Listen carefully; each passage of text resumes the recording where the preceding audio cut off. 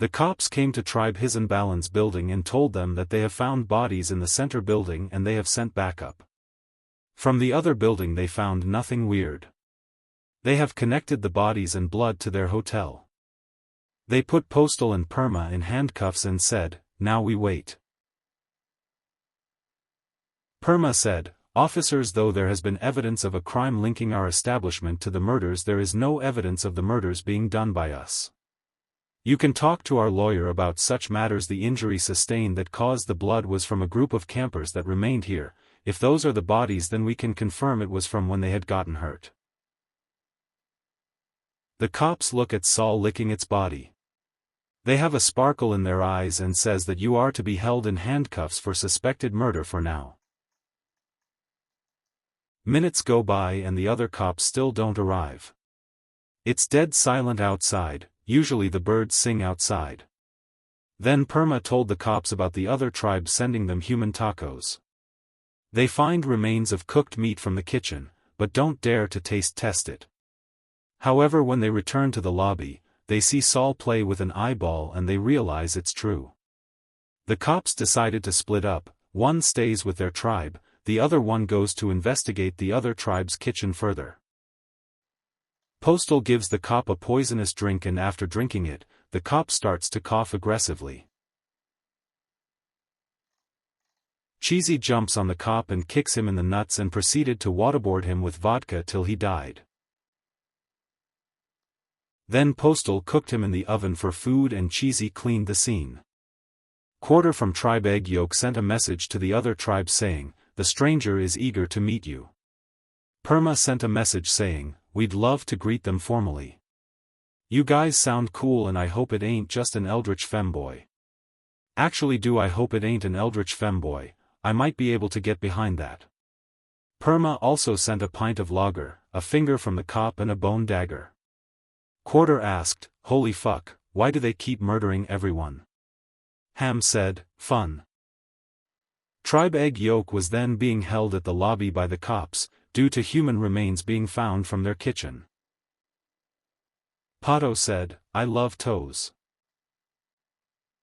Bobby asked, "Why are you awake?" Pato said, "Shut up, you're not my mommy, I'm a big boy and I do what I want."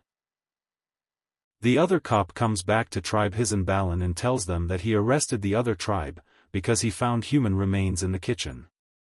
He also told them that he will start to take them to the police station in groups, since the other cops haven't arrived yet, which is strange. Then he noticed that the other cop is missing, so Perma explained that he left to the station. The cop then takes Perma and Postal to the cop car outside and puts them inside it. As he starts to drive to the road, he suddenly freezes and the car starts to go left and crashes into a tree. Everything goes black for a moment, but soon they wake up in the crash and realize that the cop is missing. They notice that all the cows that are usually on the field are gone. There's also a dead cow on the street that is black, rock solid and not smelling despite being dead.